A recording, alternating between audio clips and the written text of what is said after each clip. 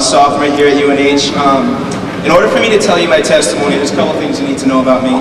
First off, I'm a mechanical engineering major. I knew coming straight out of high school that that was what I wanted to do. For the past 2 years, there was no doubt in my mind, and I've been through all the classes. I made it halfway through to getting to my degree.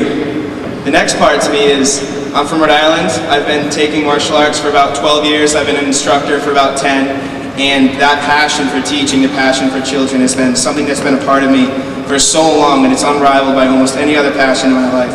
The third passion that I have is for running. I'm an athlete here at the University of New Hampshire. I'm on the track team, the cross-country team, and for the past 4, 5, 6 years, running has been my identity.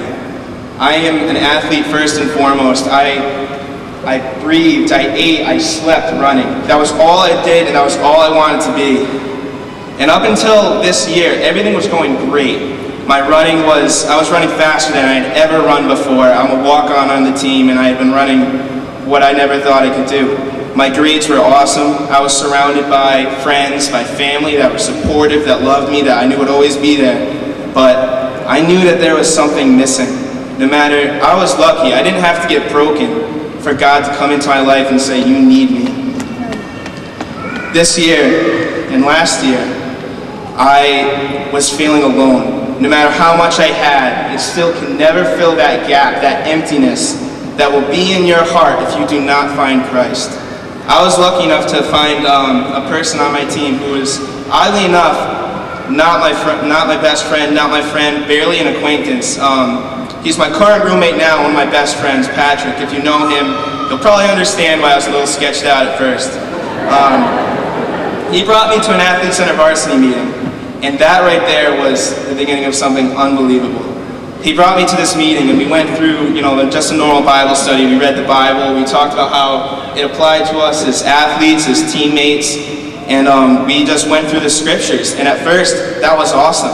All of a sudden, I had always considered myself a Christian from going to church as a child, but all of a sudden, I was like, oh, so this is what being a Christian is all about. I was praying when I wanted a miracle, to run well in a race. And then coming into this year, we went down to New Orleans, and I realized when I saw the unbelievable faith that kids on this campus have, I realized that I didn't have that. That relationship that I thought I had found did not exist. And I realized that the only way that I could find God and accept His relationship into my life was by saying, Father, I am yours, and I will do whatever it is you want me to do. And for me, that decision came in the form of dropping part of my identity, dropping that engineering title. I knew I had a passion for teaching, but I was so scared to switch just because of the economy, because of the money. 60 teachers in my hometown just got laid off. I did not want to be a teacher then. As of this year, right now, I'm going to be a teacher. So,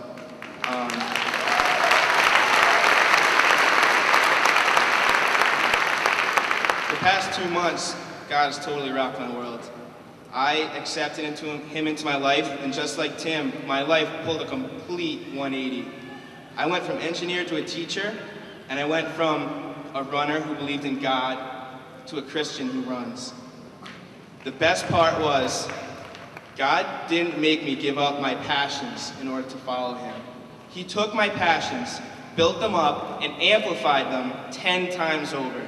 He showed me how I could take my passions, my passion for teaching, my passion for writing and reading, my passion for running, and He showed me how I could take those passions and glorify Him, and that's exactly what's happening. The best part about this year is the field house. And I'm sorry if you've never been in there, you should definitely give it a shot. If you go up to any athlete and you ask them, where's their home away from home? Where's your second home? Maybe even where's your first home? They're not going to tell you their dorm. They're not going to tell you their home in their home state even. They're not going to tell you the dining hall. They're going to tell you it's the field house. As athletes, we spend almost 24 hours a week in that building. That's an extra day. So pretend you have 6 days a week, and that one extra day is in one specific place. That's where we are. That building, you could walk down a hallway, and all you would smell were dirty equipment, and you'd hear kids swearing in the lockers, and that was it. It was a normal athletic facility. This year, you walk down the hallway, you see 30 football players reading a Bible in the back of their locker room. You walk down the hallway, you see 15, 20 girls in the women's track locker room reading a Bible. You walk down the men's locker room, you see 10 men and track and field athletes reading a Bible and talking about our community as a team. And in between those meetings, conversations are popping up. I had a friend sit on my desk a week ago, open my Bible, and just start reading it for no reason. 2 of my other friends were in the room, and they didn't leave. People are asking questions, and God is not just alive in the field house, He is alive on this campus.